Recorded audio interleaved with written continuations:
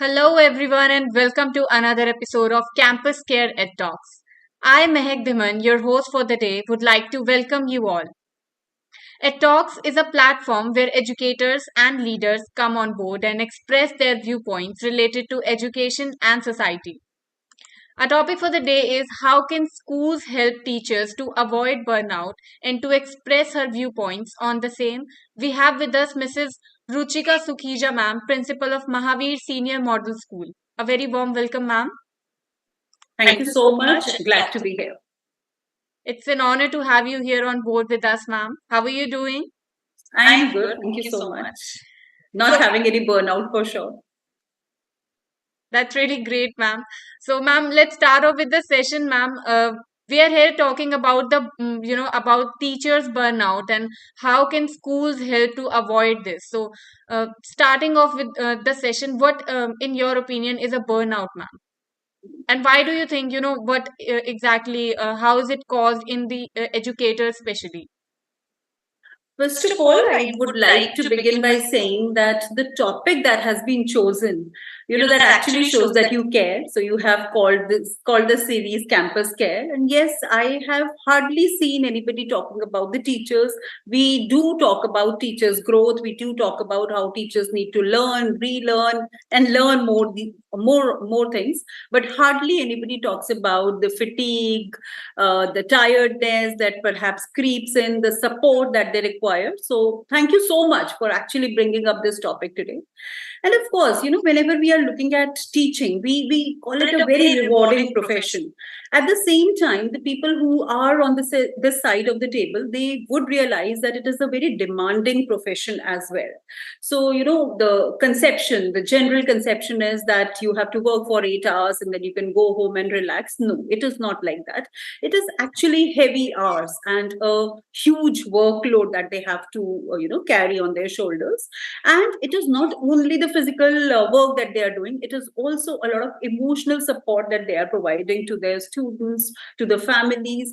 And therefore, it is also very important that they are also getting this support so that they are able to take care of their physical and mental and emotional health needs. So, what is actually a burnout?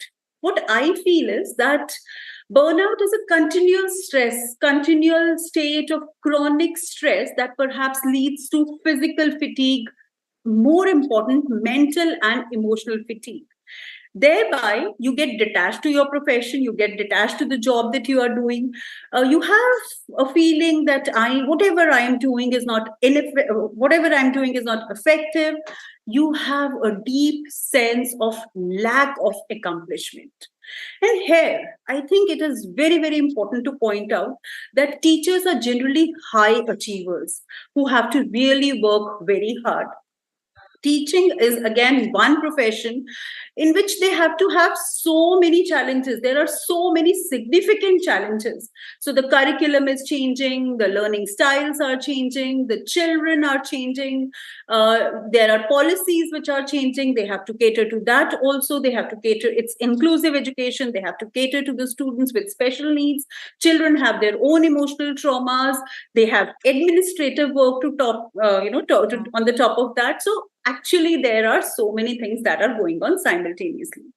And apart from that, there are social ills, because when we say that classroom is a miniature society, so the social ills which are there in the society are also reflecting or resonating even in small proportion in the classrooms also, and every teacher has to deal with that also.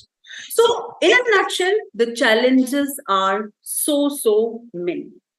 And if, I look at it from a teacher's point of view, and I would like to know whether I am having a burnout or not. So I think you should look out for small little clues, such as, are you feeling a little more stressed than you generally do? Are you continually feeling that you could have done this or that a little better? Is it that you don't like to get up in the morning and come to school? Is it that when you're entering into the school, there is no enthusiasm? There is no looking forward to anything. You don't feel, like going to any classroom. You don't feel that spark, that zest, that enthusiasm. So, yes, Lot is going on in the school. And as a teacher and as a leader now, I am very well aware of the thresholds, the burning points, and how the sustainability of the teacher is very, very delicate. And therefore, it is very pertinent that we take up this topic of teacher burn. Thank you so much, ma'am. Very beautifully explained. And yes, I think burnout, it it really affects, the learning process when it comes to, teachers and educators.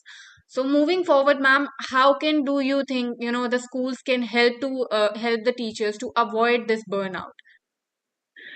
I'll come to a few causes quickly, and then we'll go on to how the schools can help. So, I think a few causes we'll go through very, very quickly.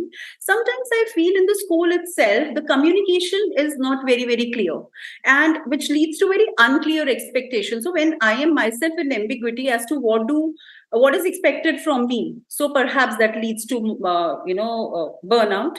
When things go very monotonous, for 20 years, and I have been a teacher for 20 years, I am discharging the same curriculum. For 20 years, I am taking care of the same set of students, or not the same set, but I'm taking care of the students.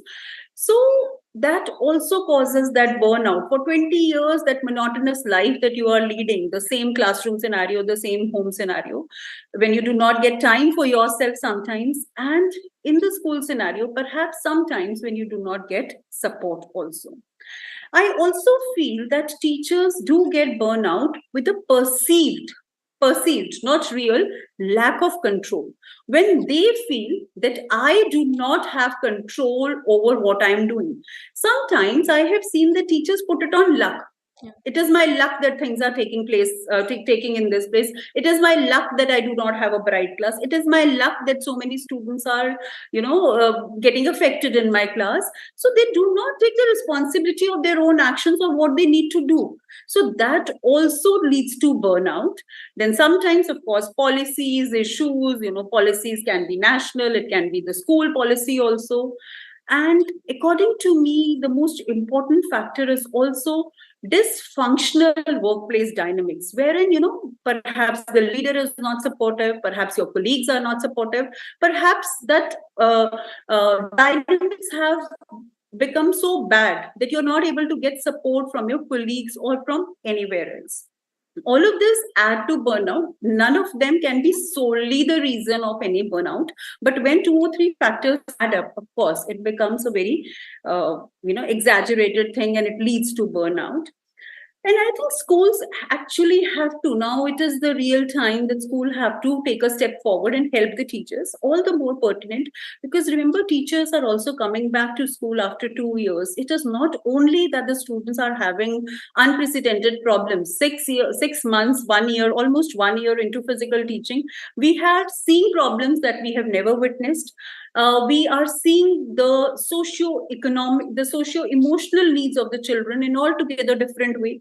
We are seeing socially deprived children. We are seeing children who have never seen these many peers. We are seeing children who do not want to share. We have seen children who do not want to talk.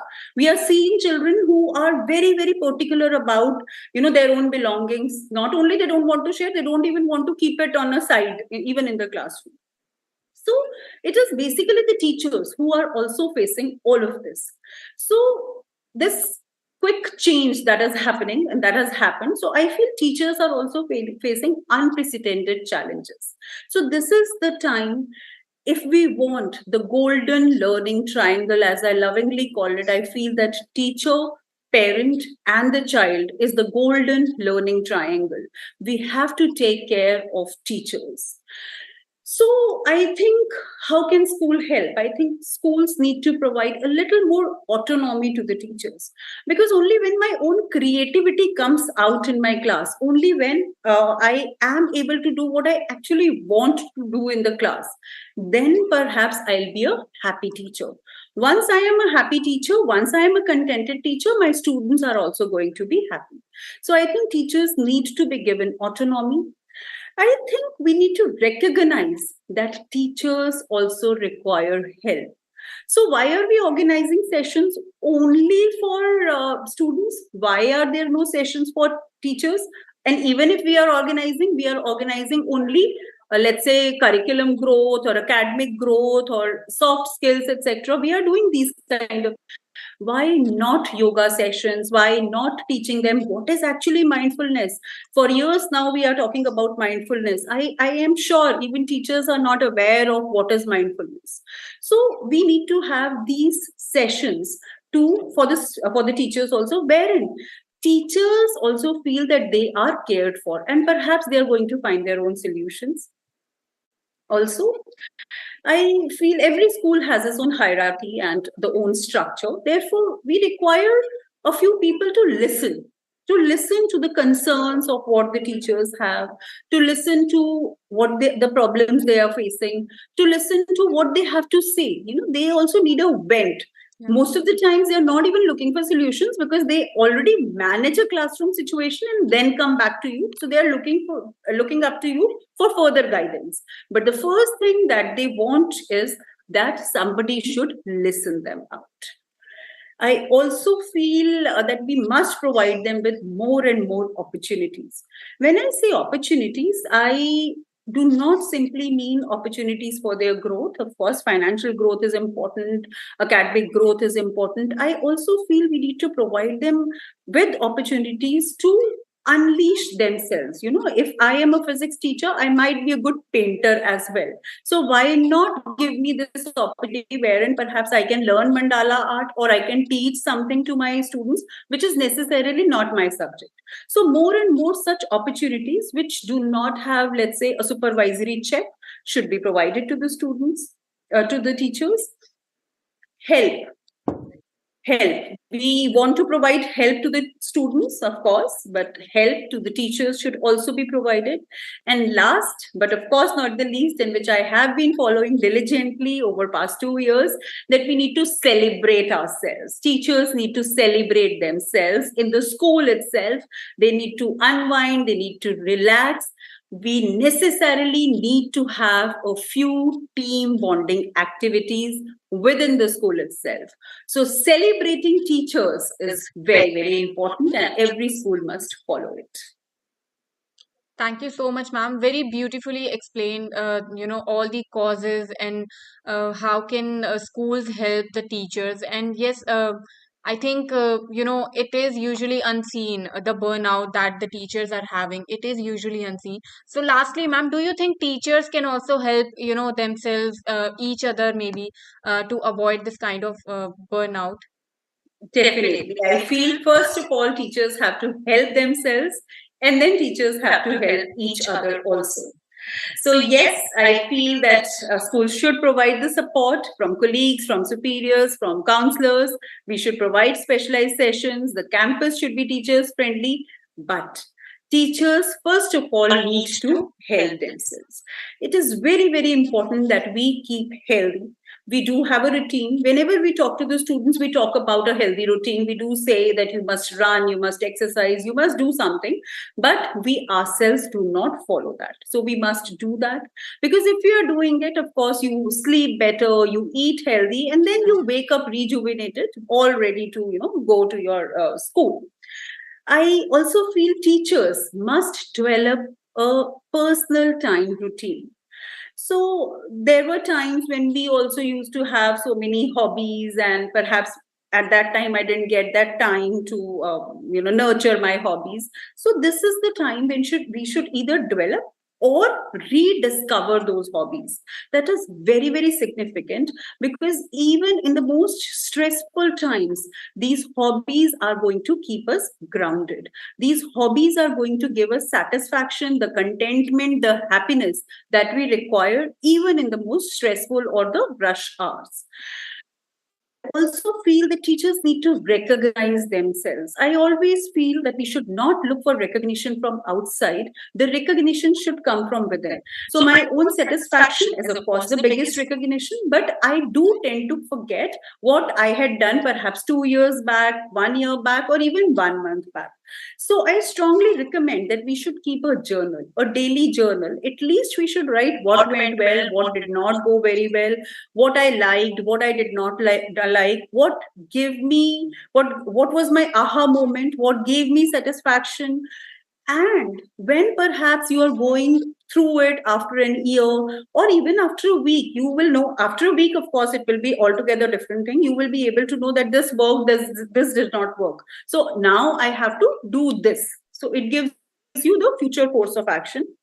But when you look at it after a year or 2 years, it is a good memoir. And just imagine that when you're looking after 30 years of service, 25 years of service, when you are having a look at that journal, it's like a running record of your entire teaching journey.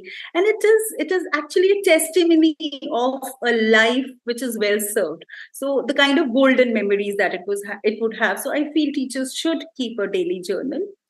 Also, when I look around and when I interact with so many teachers, I feel that rush end moment rush also causes this burnout, and they feel quite ineffective going to classes when they have to plan everything at the end. So I feel that lessons, activities, etc. can be planned in advance.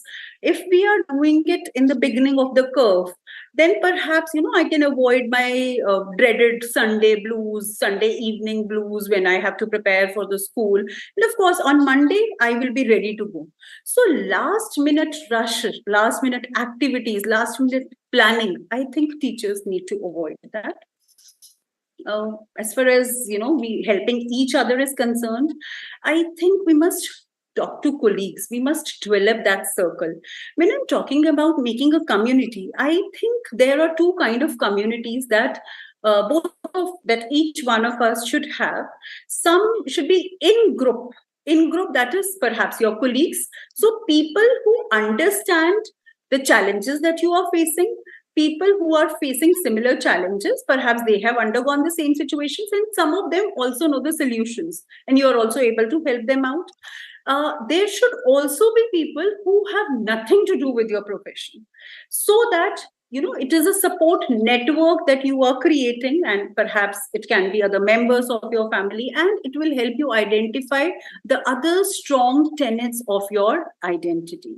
So it is very important that teachers should build their network, so that we are able to rely on each other in the time of stress.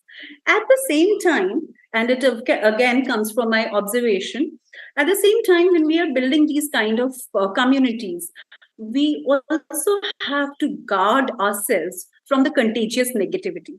Because while we are creating any kind of community, because we are talking about burnout and we are all human beings. So when somebody is talking about, emotional burnout that somebody is having, your emotions can be both positive and negative. So let's find out those colleagues who have positive emotions, so that we are able to add them to our circle, and actively we have positivity, we have growth mindset. And this again is my next point. Having a growth mindset is very, very important. If I complain about everything, if I refuse to grow myself as a teacher, I have been a teacher for 20 years and I refuse to unlearn, I refuse to relearn, then perhaps that leads to burnout. Because if I have to be enthusiastic about going to the class, I have to be creative, I have to find my own ways, I have to give my own creativity some fodder. So that will come only when you have a growth mindset. I cannot do the same activity for 20 years. I cannot have the same pedagogies for 20 years. If you are having the same, of course, it is going to for sure lead to a burnout. Also, because teachers are directly dealing with the students, and teachers have to be very empathetic. We of course expect teachers to understand the emotions that the children are going through, them to sort out their problems, to guide them.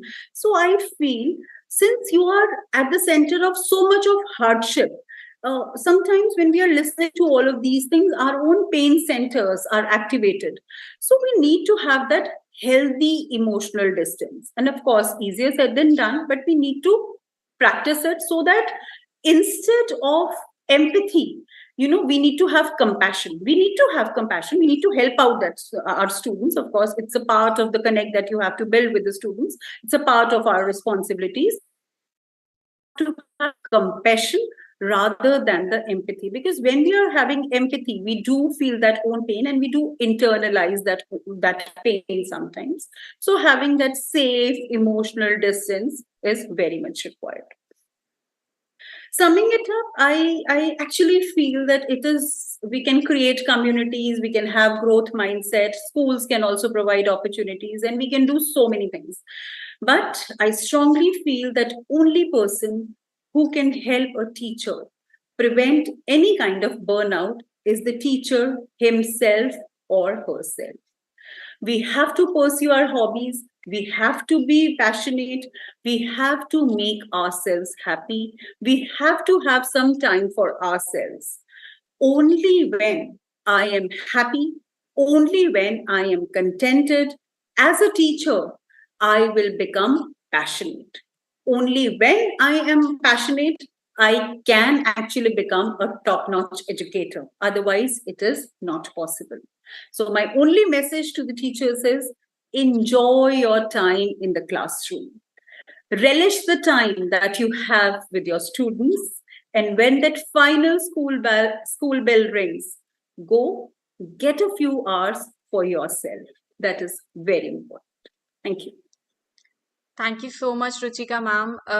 You just, mention causes, everything, and how can teachers help themselves and each other. Thank you so much, ma'am. That was a very, beautifully explained by you.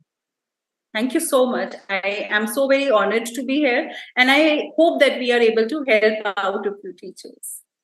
Absolutely, ma'am. Thank you so much for being here again.